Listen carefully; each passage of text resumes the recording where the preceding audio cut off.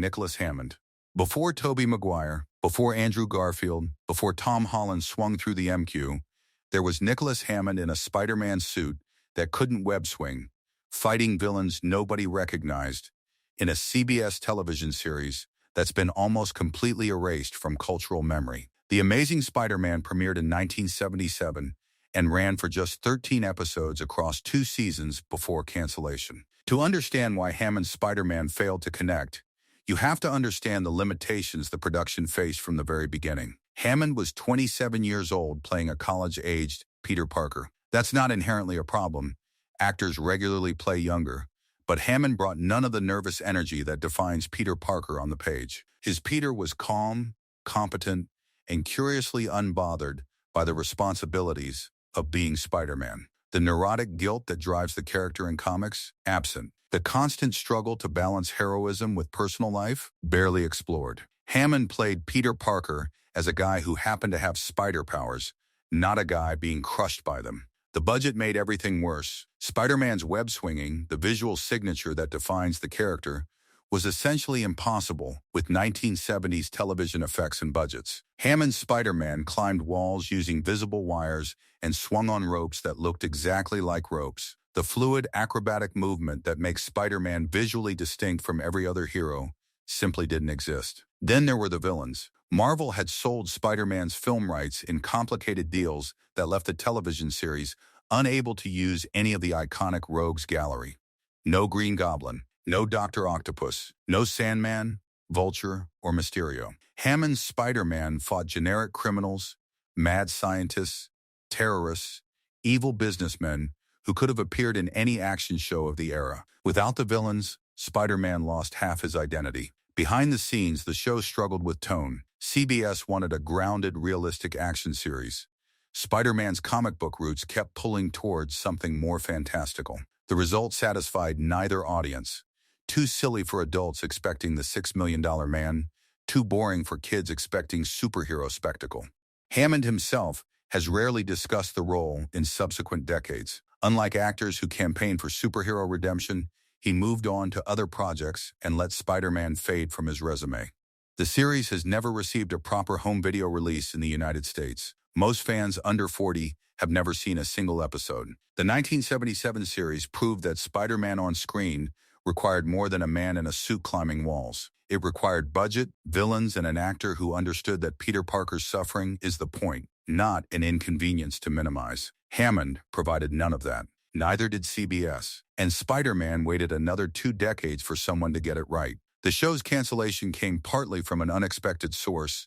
CBS executives worried about too many superhero shows on their schedule. The Incredible Hulk was performing well. Wonder Woman had just moved to CBS from ABC. Adding Spider-Man created what network president Robert Daly called superhero overload, a concern that seems almost quaint given today's saturated market. So Spider-Man disappeared. Hammond moved on. And for nearly 15 years, no live-action Spider-Man existed on American screens. When Sam Raimi finally revived the character in 2002, he built everything Hammond's version lacked: villains, spectacle, and a Peter Parker visibly crushed by his own powers. Hammond's Spider-Man is what happens when a studio acquires rights without understanding what makes those rights valuable. The character was reduced to a man in a red suit climbing buildings. Everything that makes Spider-Man matter vanished in the adaptation.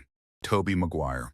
Tobey Maguire delivered 2 beloved Spider-Man performances, and then Spider-Man 3 happened. To be clear, Maguire and Sam Raimi's first 2 films remains definitive for an entire generation. His Peter Parker was nerdy, sincere, and visibly crushed by the weight of responsibility. Spider-Man 2 regularly appears on lists of the greatest superhero films ever made. Maguire earned his place in the character's legacy. Then Sony demanded 3 villains in one movie, and everything collapsed. Spider-Man 3 arrived in 2007 with a reported budget of $258 million. At the time, the most expensive film ever made. The studio mandated that Venom appear despite Raimi's objections. Sandman was added for emotional weight. Harry Osborn's Green Goblin arc needed resolution. 3 villains meant 3 origin stories, 3 climactic fights, and approximately 90 seconds for any of them to breathe. Maguire's Peter Parker got lost in the chaos. And then he started dancing. The Black Suit storyline, adapted from the beloved comic arc where an alien symbiote corrupts Peter, became a vehicle for Maguire to play cool Peter Parker. He strutted down sidewalks pointing at women. He styled his hair into emo bangs. He performed a jazz club dance routine that's been memed relentlessly for nearly 2 decades. Raimi has suggested the scenes were intentionally comedic. Peter's idea of cool is so pathetic it's funny, but the execution left audiences confused rather than amused. Were we supposed to laugh at Peter? With him, the tone never clarified, and Maguire's committed performance of whatever he thought he was doing made everything more uncomfortable. The character assassination extended beyond the dancing. This Peter Parker punches Mary Jane in a scene that was supposed to show the symbiote's corruption, but instead made audiences hate him. He treats everyone around him with dismissive cruelty. By the time the symbiote leaves, the damage to the character feels permanent rather than temporary. Behind the scenes, Raimi has been candid about his struggles with the film. He said he didn't really believe in all the characters, and that studio pressure made the movie impossible to execute properly. The director, who delivered 2 films that understood Spider-Man's soul, was forced to make a film that betrayed it. Maguire returned to the role in No Way Home and reminded everyone why his version mattered. But Spider-Man 3 remains the example of what happens when studio interference meets creative exhaustion. A beloved actor in a beloved role, making choices that felt fundamentally wrong because the production around him had already collapsed. The dancing wasn't Maguire's idea, but his face is the one doing it, and that image has outlasted his better work. What makes Spider-Man 3 especially tragic is how close Raimi came to making it work anyway. The Sandman storyline, Thomas Hayden Church is a criminal who accidentally killed Uncle Ben and desperately wants to provide for his sick daughter, contains some of the trilogy's most emotional material. The effects work remains impressive nearly 2 decades later. Individual scenes suggest the film Raimi wanted to make before studio mandates buried it. But Maguire's emo Peter became the defining image. The finger guns, the jazz club strut, the hair. For a generation of fans, these moments eclipsed 2 films of genuine characterization. Maguire had proven he understood Peter Parker's soul better than almost anyone. Then Spider-Man 3 asked him to betray that understanding, and he committed fully to the betrayal. The lesson should have been clear. Peter Parker cannot be cool. The moment he becomes confident is the moment he stops being relatable. Maguire's first 2 performances understood this. His third forgot it, or was forced to forget by a studio that thought cool would sell better than vulnerable. It didn't. Spider-Man 3 made money, but killed the franchise anyway.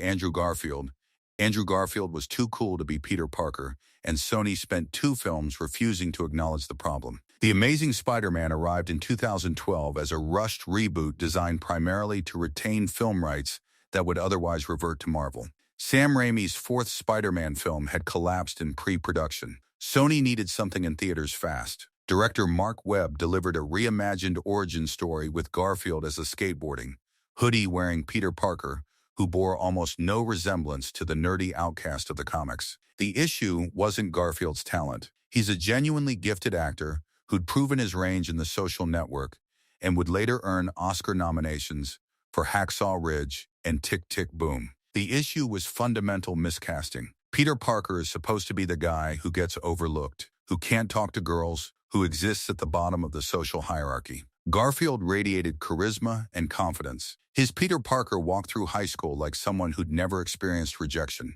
The skateboarding became symbolic of everything wrong with the approach. Comic book Peter Parker would never skateboard. He's too anxious, too awkward, too concerned with drawing attention to himself. Garfield's Peter cruised through hallways with effortless cool, and audiences immediately sensed the disconnect. The films promised an untold story about Peter's parents that would redefine everything fans thought they knew about Spider-Man. That story never arrived. The Amazing Spider-Man hinted at conspiracies involving Richard Parker's research. The sequel introduced more threads without resolving any. Plans for a 3rd film, spin-offs, and a connected universe collapsed when The Amazing Spider-Man 2 underperformed commercially and critically. Behind the scenes, leaked Sony emails revealed a studio in chaos. Executives debated whether Spider-Man should be allowed to have a standalone film or needed constant crossover potential. Writers were hired and fired. Garfield reportedly clashed with studio leadership and was dismissed from the role, though the exact circumstances remain disputed. The redemption came in 2021's No Way Home, where Garfield returned alongside Maguire and Holland. Given material that emphasized Peter's isolation and trauma rather than his coolness, Garfield delivered the emotional core of the film. His scenes opposite Holland showed the actor he could have been in films that understood the character better. But 2 films of skateboarding, confident Peter Parker had already done their damage. For millions of viewers, Garfield's Spider-Man feels like a studio product designed by committee. Cool because executives thought cool would sell, not because anyone involved understood why Peter Parker matters. He was miscast, then mishandled, then redeemed too late to fix his own films. That's the Andrew Garfield Spider-Man legacy. The tragedy is that Garfield clearly loved the character. In interviews during the TASM era, he spoke passionately about Spider-Man's importance to him as a child. He understood the themes intellectually. He just couldn't physically become the awkward outcast those themes required. Emma Stone's Gwen Stacy actually made the problem more visible. Stone naturally projected the nerdy warmth that Peter Parker is supposed to have. When she and Garfield shared scenes, the dynamic inverted. She felt like the Peter Parker figure, while he felt like the popular kid dating down. Their real-life relationship added chemistry the films desperately needed, but it couldn't fix the fundamental casting error at the center. Sony's decision to reboot so quickly after Raimi's trilogy also created comparison problems. Audiences remembered Tobey Maguire's Peter Parker, how nervous he was, how visibly uncomfortable in his own skin. Garfield's confident alternative felt like regression rather than evolution. The amazing in the title started feeling ironic. When the Marvel deal brought Spider-Man into the MCU, Garfield was not invited. Tom Holland's younger, more awkward Peter Parker won the role. The Amazing Spider-Man series became a cautionary tale about what happens when studios prioritize style over understanding. Garfield deserved better material. He got No Way Home eventually. But his own films remain the most frustrating Spider-Man adaptations, not because they're unwatchable, but because you can see the better version trying to escape. Tom Holland is the most commercially successful Spider-Man in history, and a significant portion of the fan base thinks his version fundamentally misunderstands the character. The criticism centers on 2 words: Iron Man Jr. Holland's Spider-Man debuted in Captain America, Civil War in 2016, and immediately established a dynamic that would define his trilogy. Tony Stark recruited Peter Parker. Tony Stark built his suit. Tony Stark became his mentor, his father figure, and eventually his motivation for heroism. When Tony died in Endgame, Peter's grief drove the plot of Far From Home. The entire arc positioned Spider-Man as an extension of Iron Man's legacy rather than an independent hero. For fans who grew up with Spider-Man as the ultimate self-made hero, a kid from Queens who built his own web shooters, designed his own costume, and learned responsibility through personal tragedy, the MCU version felt like a betrayal. This Peter Parker had a billionaire handing him nanotech suits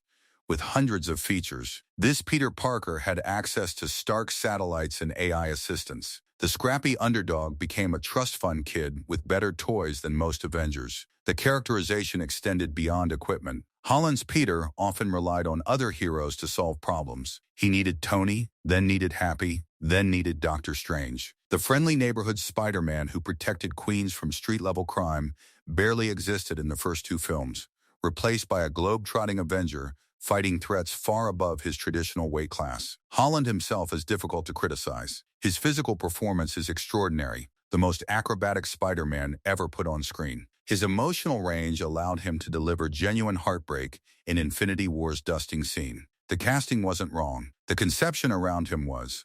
No Way Home attempted to address these criticisms directly.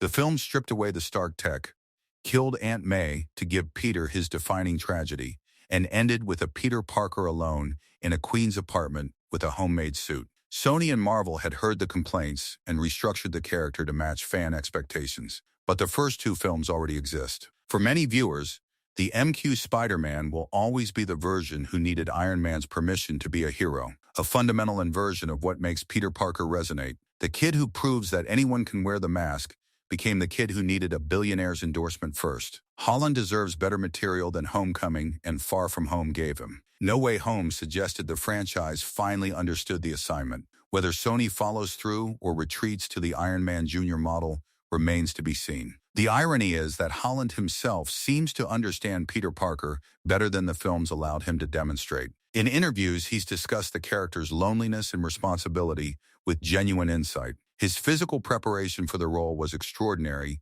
He actually trained with professional gymnasts to perform acrobatics that previous Spider-Man achieved only through CG. The problem was never Holland. The problem was a Marvel Studios that needed to differentiate their Spider-Man from Sony's previous versions and chose to do so by stripping away the self-reliance that defines the character. Tony Stark became the answer to every question. Who gives Peter his suit? Tony. Who mentors him? Tony. Who does Peter want to become? Tony. Uncle Ben barely exists in the MCU. The death that's supposed to shape everything Peter does happened off-screen and goes largely unmentioned. With great power comes great responsibility. The most famous line in superhero comics wasn't spoken until No Way Home, 6 years into Holland's tenure. They built a Spider-Man for the Avengers instead of a Spider-Man for Queens. Holland made it work anyway through sheer talent and commitment, but the version of the character he was asked to play will always feel like compromise. Marvel's needs overwhelming Spider-Man's identity. Reeve Carney. Spider-Man once starred in the most expensive Broadway musical ever produced, and the result was a legendary disaster that injured multiple performers and became a cautionary tale for the entire theater industry. Spider-Man Turn Off the Dark opened in 2011 after years of troubled development, with music by Bono and The Edge of U2, direction by Julie Taymor, and a reported budget that exceeded $75 million. The production promised to revolutionize musical theater through unprecedented aerial stunts and visual spectacle. It delivered chaos. Reeve Carney played Peter Parker through the show's notorious preview period and eventual official opening. He was 27, the same age as Nicholas Hammond decades earlier, and faced challenges no Spider-Man actor had ever encountered. The role required him to sing rock opera vocals while being launched across the theater on cables that kept malfunctioning. The injuries mounted terrifyingly. One performer fell 30 feet into the orchestra pit and suffered skull fractures. Another broke both wrists. Multiple actors suffered concussions from aerial equipment failures. The show kept running through the injuries, delaying its official opening repeatedly while attempting to fix technical problems that seemed unsolvable. Critics who reviewed the preview performances were merciless. The New York Times described the show as a shrill, insistent, cool, sensory assault. The plot was incomprehensible, weaving Greek mythology through Spider-Man's origin in ways that confused comic fans and general audiences alike. Taymor's vision, ambitious, artistic, completely wrong for a superhero musical, dominated every creative choice. Carney's Peter Parker got lost in the spectacle. His performance was competent, but unmemorable, overshadowed by the constant awareness that cables could fail at any moment, that the woman playing Arachne might plummet into the audience, that the whole production existed on the edge of catastrophe. Taymor was eventually fired. The show was extensively retooled. Turn Off the Dark ran for 3 more years, never quite escaping its reputation as Broadway's most infamous debacle. It closed in 2014, having reportedly lost the majority of its investment. Carney moved on to other projects, most notably playing Thomas in Penny Dreadful. He rarely discusses Turn Off the Dark in interviews, and nobody blames him. The role was essentially impossible. The show asked an actor to perform Spider-Man while everything around him was literally falling apart. He didn't fail as Peter Parker. The production failed around him so completely that success was never possible. His Spider-Man exists as a footnote in theater history, remembered not for any performance choice but for the ambulances that became a regular sight outside the theater. Shinji TD. In 1978, Marvel licensed Spider-Man to a Japanese production company, and the result was a version so completely different that it barely qualifies as the same character. Shinji TD starred in the Japanese Spider-Man television series that ran for 41 episodes, playing a motorcycle racer named Takuya Yamashiro, who gains spider powers from an alien spacecraft. Not a radioactive spider, not a science experiment, an alien from planet Spider named Garia, who's fleeing an evil organization called the Iron Cross Army. The costume looked like Spider-Man. Almost everything else was different. Japanese Spider-Man didn't swing through cities. He drove a car called the Spider Machine GP7. He didn't fight street criminals. He battled giant monsters called Machine BEMs. And when those monsters grew to enormous size, as they did in every episode, Spider-Man summoned a giant robot called Leopardon to fight them. To understand why this happened, You have to understand what Toei Company wanted from the license. They weren't interested in adapting American comics faithfully. They wanted to incorporate Spider-Man into the tokusatsu genre, the same tradition that produced Ultraman, Kamen Rider, and what would later become Power Rangers. The giant robot battles that seem absurd to American audiences were standard format for Japanese superhero television. TD played the role with appropriate intensity for the genre. His Spider-Man posed dramatically before fights, announced his attacks with elaborate declarations, and treated every episode's monster like a genuine apocalyptic threat. The performance wasn't wrong for what the show was trying to be, but it felt completely wrong as Spider-Man. Peter Parker's relatability, his money problems, his romantic failures, his guilt and neurosis disappeared entirely.